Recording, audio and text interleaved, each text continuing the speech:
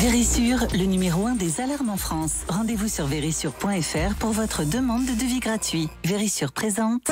Sud Radio, le numérique pour tous, Vanessa Pérez. Bonjour et bienvenue dans ce nouveau numéro du numérique pour tous. Je suis ravie de vous retrouver. Et aujourd'hui, nous allons parler santé du futur et plus précisément santé et big data. Oui, ces volumes de données informatiques qui sont tellement volumineux et dont le traitement est devenu si rapide qu'elles peuvent résoudre des problèmes que l'on n'aurait jamais pu résoudre auparavant. Alors, comment le big data permet d'identifier les facteurs de risque liés à certaines maladies? Comment il peut faciliter le diagnostic de certains cancers? Et comment il permet également de suivre l'efficacité de vos traitements? C'est ce que nous vous ferons découvrir avec nos invités. Le numérique pour tous spécial santé et big data, c'est tout de suite et c'est sur Sud Radio. Sud Radio, le numérique pour tous, Vanessa Pérez. Et aujourd'hui, dans le numérique pour tous, on va vous faire découvrir comment le traitement de données massives générées par les nouvelles technologies, ce que l'on appelle le big data, permet de mieux prévenir, soigner et parfois même guérir certaines pathologies. Et pour en parler, j'ai le plaisir d'accueillir Laurence Comte-Arassus. Laurence, bonjour. Bonjour. Vous dirigez General Electric Healthcare FBFA, donc je précise France, Belgique et Afrique francophone.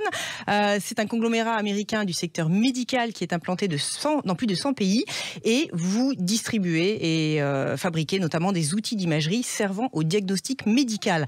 En quelques mots, General Electric Healthcare, de votre point de vue. Alors, on est déjà une société qui est basée en France. On est souvent connu pour faire de l'équipement. Alors, quand on parle d'équipement, on va parler de scanners, d'IRM, d'ultrasons, de monitoring. Mais surtout, on travaille sur tout ce qui est médecine de précision, raison pour laquelle je suis là, sur comment on peut traiter en fait le bon patient au bon moment avec la bonne technologie et le bon traitement. Alors aujourd'hui, on va parler justement de ces données massives, ce qu'on appelle le big data. Vous pourriez nous rappeler très concrètement en quoi ça consiste, ce big data? Alors, en ce qui nous concerne, il faut retenir qu'en fait, on a énormément de données qui vont sortir de nos équipements, puisque vous avez toutes ces images en fait que l'on va avoir, et la plupart de ces données, à ce jour, ne sont pas utilisées. On n'utilise pas 97% en effet de cette big data qu'on va produire. Donc, c'est comment est-ce qu'on va pouvoir utiliser ces données pour mieux diagnostiquer plus vite et plus précisément. Alors, vous nous parlez d'images, très concrètement, visuellement, parce qu'on est tous ça allés ressemble à faire une des photo, images. en fait, les radios, par exemple, les scanners, les IRM. Un IRM, voilà. Ok, très bien. Donc, dans votre écosystème, j'imagine qu'il y a aussi pas mal de startups qui vous accompagnent et beaucoup de partenaires du corps médical. Comment vous fonctionnez tous ensemble? Alors, on a vraiment ce désir et cette volonté de travailler ensemble parce que pour justement amener toutes ces nouvelles solutions en fait au profit des patients, eh bien il faut réfléchir à comment on peut interconnecter, que ce soit ce que l'on va faire dans des sociétés comme les nôtres, avec les startups, avec le corps médical, avec les établissements. Donc c'est vraiment le travailler ensemble en partenariat qui va nous permettre d'amener ces nouvelles solutions pour soigner toutes ces maladies et surtout les diagnostiquer. Alors, de manière très concrète, vous intervenez dans le domaine du cancer, de la radiologie, du Covid. Expliquez-nous concrètement, puisque ça appartient aussi à notre quotidien et ce sont nos données, comment ces données massives vont permettre de faire progresser les avancées scientifiques et le diagnostic. Alors, on va prendre deux exemples qui devraient parler.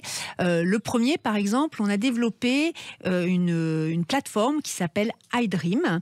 Et là, c'est comment on va pouvoir, quand vous faites un scanner, donc vous avez vos photos de scanner, et pendant la période du Covid, on a des équipes qui ont annoté, en fait, toutes les images en fait qu'on a pu passer des scanners dans les poumons afin de permettre en fait d'identifier plus rapidement en fait quel était le stade du Covid. Et ce qu'on devait du coup pouvoir faire pour analyser plus rapidement la prise en charge du patient.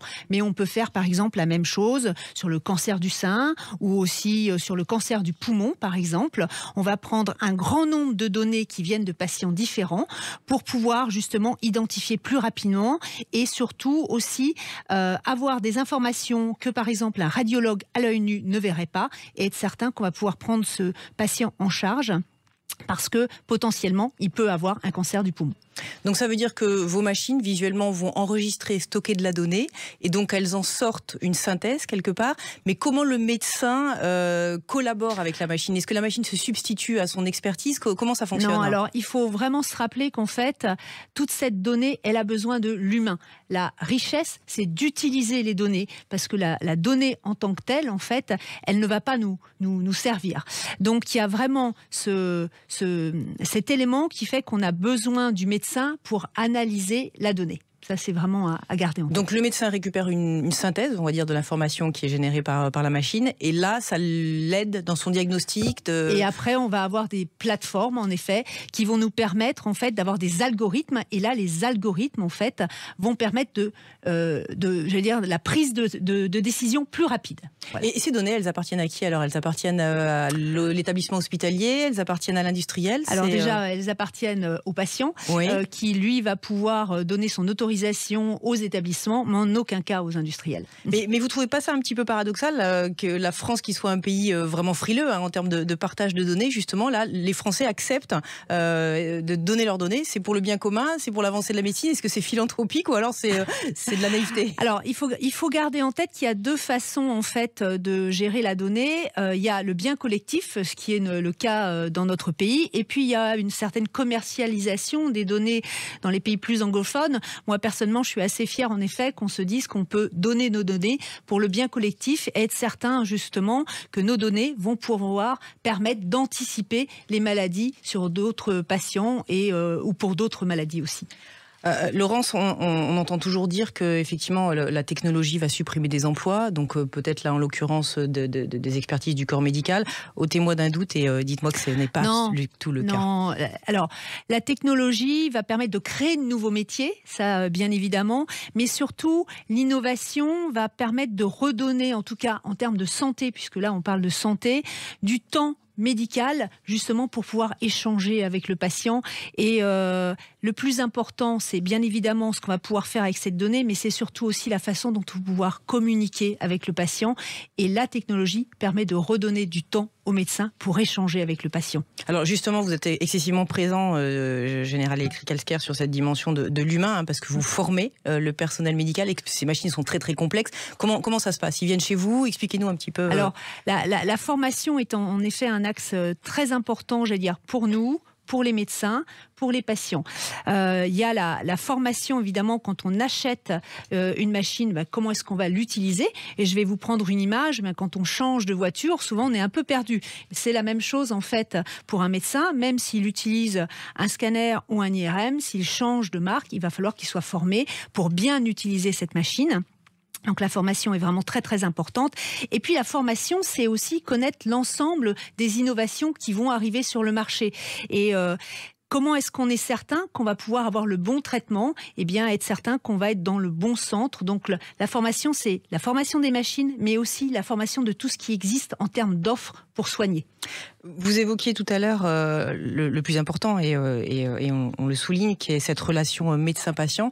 J'imagine que, eu égard à vos algorithmes, vous arrivez à détecter des choses qui ne sont pas toujours faciles à annoncer à vos patients. Est-ce que votre formation va jusqu'à la prise en charge et cette considération et cette empathie peut-être même? Alors, ce n'est pas le rôle de l'industriel, mais en effet, je pense que c'est extrêmement important. J'étais dans un autre endroit tout à l'heure où on parlait justement de la formation nécessaire pour les médecins, où il faut rajouter l'empathie, comment est-ce qu'on gère des équipes, parce que c'est extrêmement important. Nous, on va rester sur ce qu'on sait faire, donc former sur nos machines, nos technologies et nos innovations.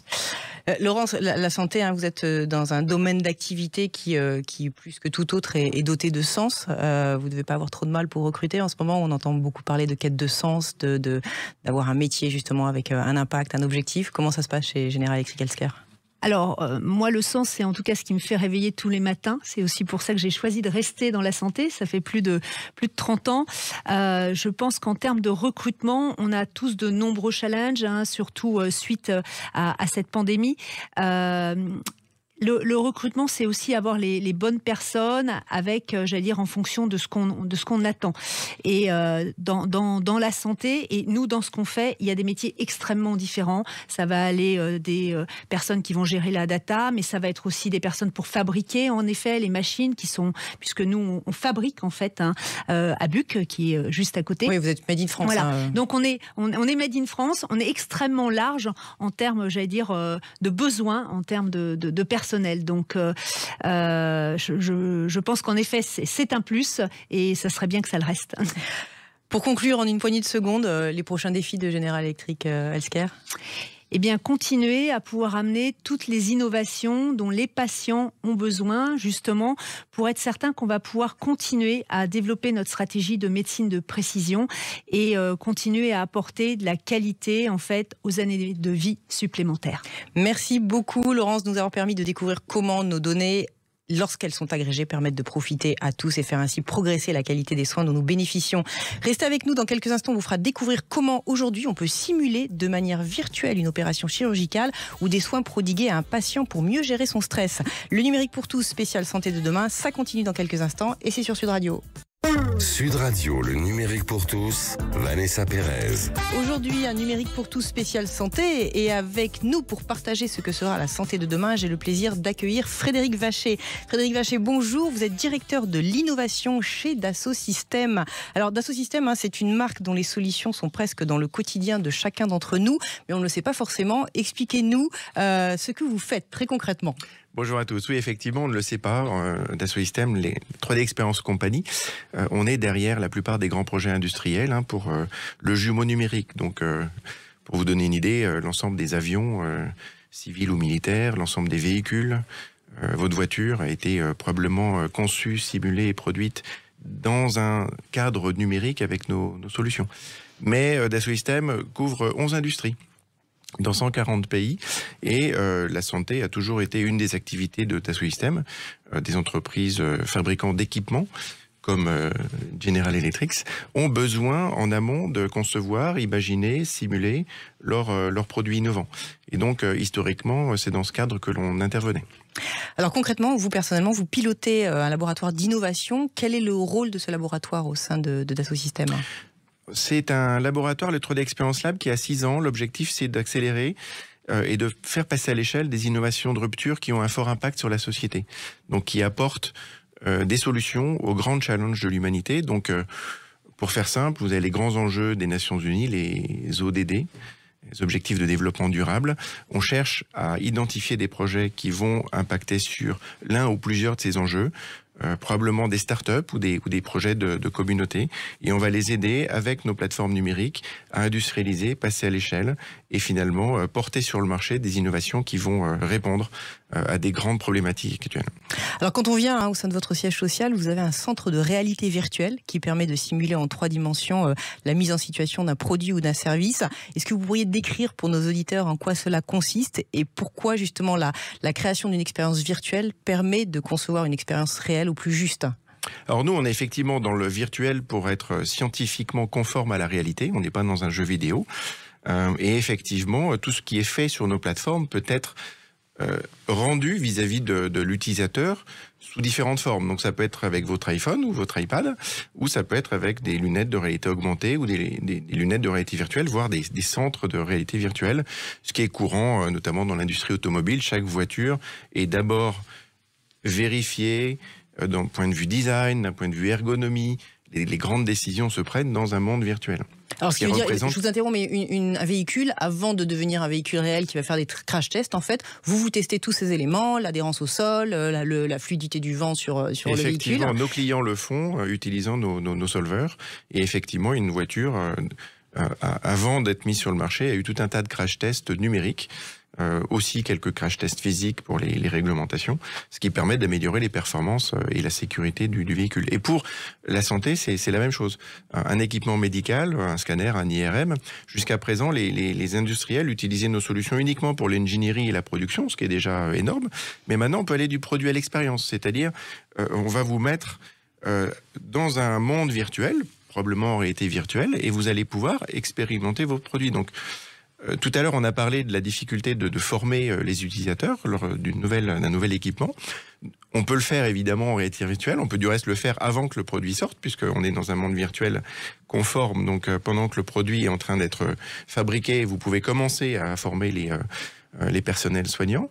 Et avec un projet qu'on a lancé récemment, oui, justement, cet été, parlez-nous de ce projet dans un établissement hospitalier. on va encore plus loin, c'est-à-dire qu'on met le patient au centre de l'expérience. Donc l'idée, c'est avec le centre de radiothérapie Hartmann, de virtualiser le jumeau numérique non seulement du robot qui permet le traitement, donc ça sont nos clients historiques et donc la maquette numérique du robot existe, mais aussi de la salle et du protocole. Donc vous mettez un patient, pour traduire, vous mettez un patient dans un IRM ou un scanner qui a été modélisé pour lui faire tester l'expérience qu'il va vivre, c'est bien ça ? Exactement. Et dans le contexte de la radiothérapie, c'est extrêmement important parce que le patient ne doit pas bouger pour être bien traité. Et donc, avant de rentrer dans une salle de radiothérapie, je ne sais pas si vous êtes déjà allé visiter ce genre d'endroit, mais c'est assez... anxiogène, oui. C'est anxiogène. Ça ressemble à un coffre-fort d'une grande banque en sous-sol avec une grande porte blindée. Et donc, il y a des bruits, il y a un gros robot. En fait, le robot fait peur, alors qu'en fait, le robot est là pour vous soigner. Donc, il va tourner autour de vous, mais évidemment, il ne va jamais vous blesser. Et donc, du coup, jusqu'à présent, le médecin, sur la base de quelques photos ou quelques vidéos, explique au patient. Alors déjà, quand on doit subir ce genre de traitement, c'est assez anxiogène, de fait la maladie.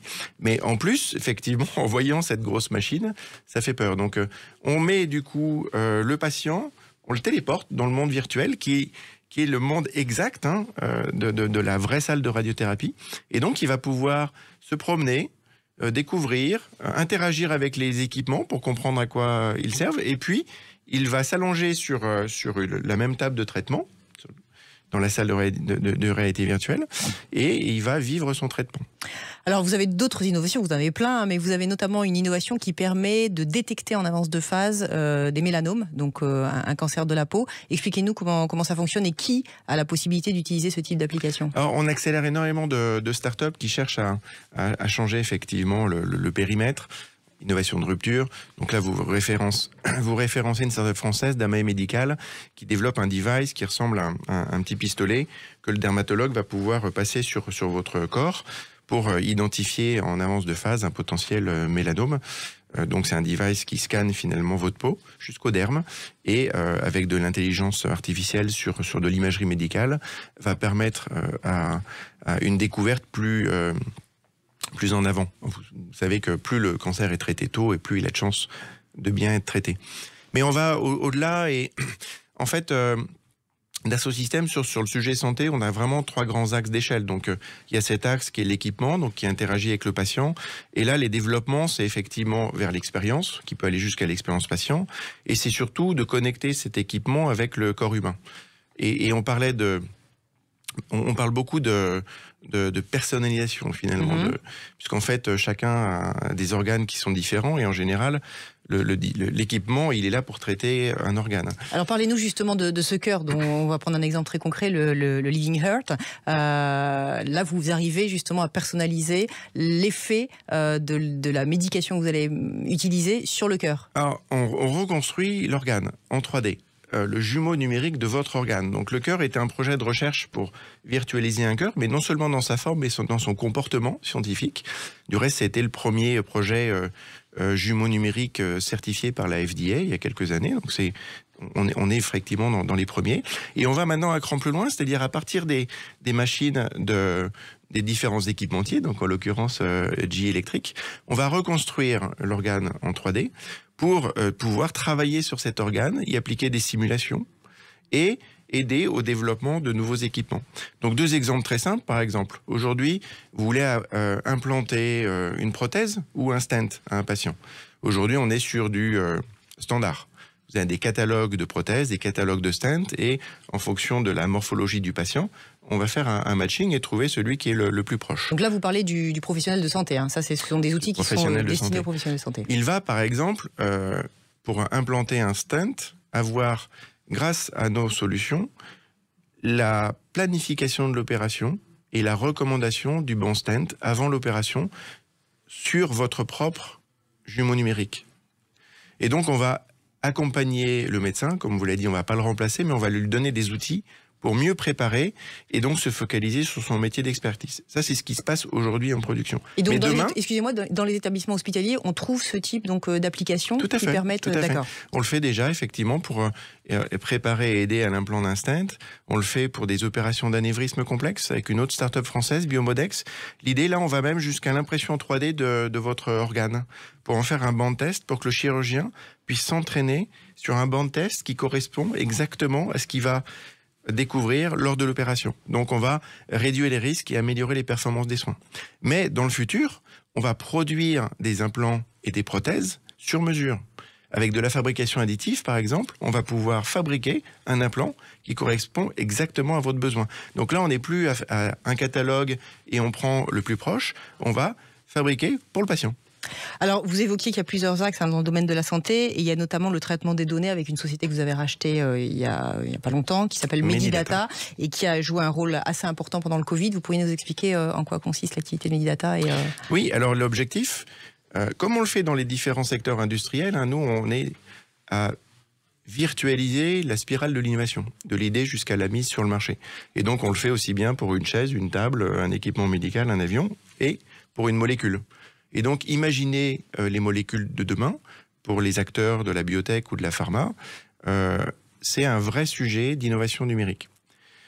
Et on le fait maintenant avec un jumeau numérique, donc à l'échelle nano, plutôt que d'être à l'échelle... Donc, jumeau numérique, on remodélise l'intégralité des données de manière informatique. Donc, on modélise maintenant, informatiquement, une molécule. On va la tester et la certifier dans le monde virtuel. Et il faut la mettre sur le marché. Et donc, dans certains marchés, vous avez tout un tas de certifications, par exemple pour l'aéronautique, pour le domaine médical, il faut passer un certain nombre de tests cliniques. Et donc, Medidata, c'est une plateforme cloud qui permet de faire du test clinique dans le monde numérique. Et donc, effectivement, avec les contraintes qui ont été découvertes par tous lors du confinement Covid, ça a extrêmement été performant, puisque du coup, ça a permis de gérer des cohortes de patients à distance, dans le monde numérique, de gérer leur interaction avec le vaccin, de pouvoir les suivre, et effectivement ensuite de pouvoir analyser les résultats. Tout ça dans une plateforme collaborative. Et donc, au-delà d'améliorer les performances, ça a permis de le faire dans un milieu extrêmement contraint.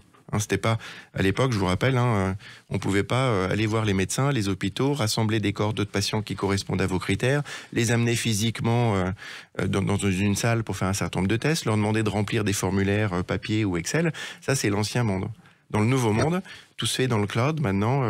Donc votre solution permet, dès lors qu'on est équipé, en fait, de partager des données de manière internationale et d'alimenter justement une base de données suffisamment riche avec des algorithmes qui vont permettre de faire de la prédiction, de l'analyse et qui sont à disposition de tous ceux qui sont munis de plateforme. Et à disposition des acteurs de santé qui doivent travailler sur ces sujets.